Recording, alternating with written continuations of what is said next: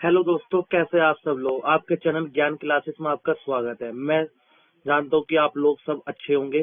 तो आज हम अपनी नई क्लास एक स्टार्ट करने जा रहे हैं, जिसमें हमारी 2-3 क्लासेस इसकी लग चुकी हैं, जिसके अंदर हमने टर्मिनोलॉजी वगैरह वो चीज कर चुके हैं। एमसीक्यू हमारा बेस चल रहा था, तो हमारा आज हो रहा। आज हम मैक्सिमम कोशिश करेंगे आज आपका खत्म कर दें। इसमें दोस्तों मैं ऐसा करूंगा, छोटी छोटी वीडियो बना के, जैसे 15 मिनट की 2 से 3 वीडियो मैं इसमें डालूं, जिसमें आपका मैक्सिमम कोर्स खत्म हो सके। तो उससे पहले मैं कहना चाहूंगा, चैनल को सब्सक्राइब, लाइक और शेयर करना ना भूलें। बिना वक्त जाए कि हम क्लास स्टार्ट करते हैं, मैं आपको थोड़ा सा बता देता हूँ हमारा क्या क्या चीज हो चुकी थी। फिर उसके बाद हम क्लास अपनी स्टार्ट करने जा रहे हैं। ओके दोस्तों, तो टर्मिनोलॉजी के बारे में हम पढ़ चुके थे। ओके, थोड़ा सा इसे छोटा कर लेते हैं जिससे हमें चमक जाए। ठीक है, हमारा लेखांकन आधारित सिद्धांत भी हो चुके थे। ये वाला पार्ट भी हो चुका था हमारा, ये वाला भी हो चुका था पार्ट। इस वाले पर हम आ चुके थे। यहाँ पे शायद मुझे जो याद आ रहा है, व्यापारिक छूट तक हमने इसे कर लिया था। तो इसे हम आगे का करते हैं स्टार्ट।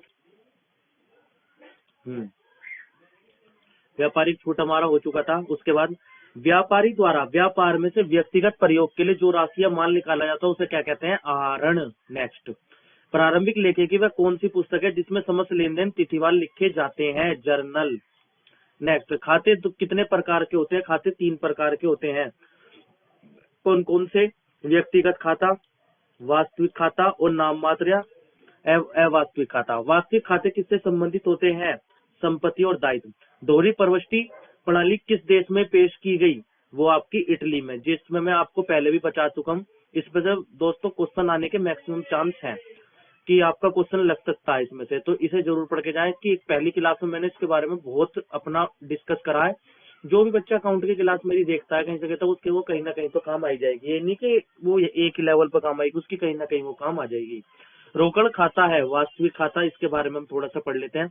वास्तविक खाते उन वस्तु और संपत्ति से संबंधित होते हैं जिनके आधार पर व्यापार तथा संचालन किया था। इस आधार पर रोकड़ खाता एक वास्तविक खाता है। क्लियर?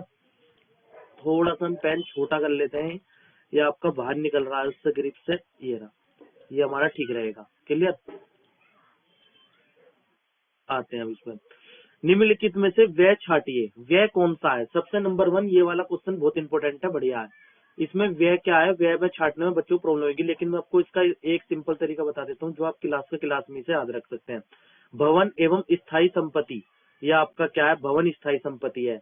बैंक ऋण एक ऋण है। विनियोग तुम्हारा इन्वेस्टमेंट संपत्ति है। मजदूरी क्या बचा? व्यय। खत्म, याद होगी नहीं कहीं।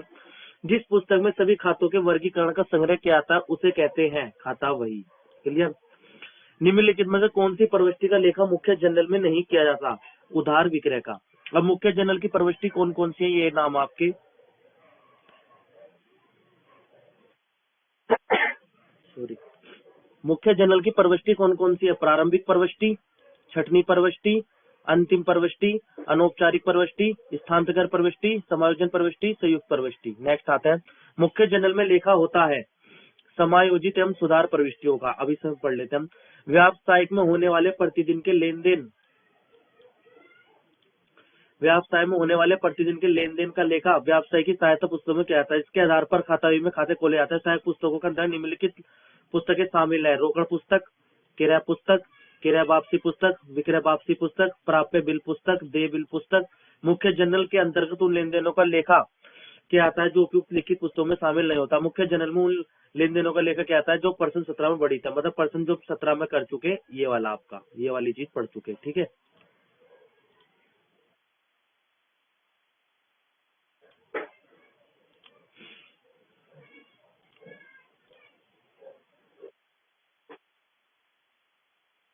आगे चलते हैं हम इसमें। नेक्स्ट, क्रय पुस्तक का लेखा होता है केवल माल का उधार क्रय का, केवल माल के उधार क्रय का। वह आय जो कमा तो ली गई परंतु प्राप्त नहीं हुई, ये मैं पढ़ा चुका हूँ आपको, उपार्जित आय। समस्त खाता वही खाते जो एक सारांश विवरण के रूप में तैयार किए जाते कहलाते हैं। समस्त खाता वही खाते जो सारांश विवरण के रूप में, देखो आप इसे यहाँ से पिछानना, विवरण, विवरण जो करा जाता है हमारा तलपट का करा जाता है। ये आपका आंसर, यहाँ पे कुछ बच्चे इसे भी लगा रहे होंगे मार्क। आर्थिक चिट्ठा नहीं, तलपट इसका आंसर करेक्ट होगा। ठीक है, खाता वही में खातों की खतौनी, खाता बही में खातों की खतौनी करने के बाद डेबिट एवं क्रेडिट शेषों को दिखाने के लिए विवरण तैयार किया जाता है। इस विवरण को तलपट कहते हैं।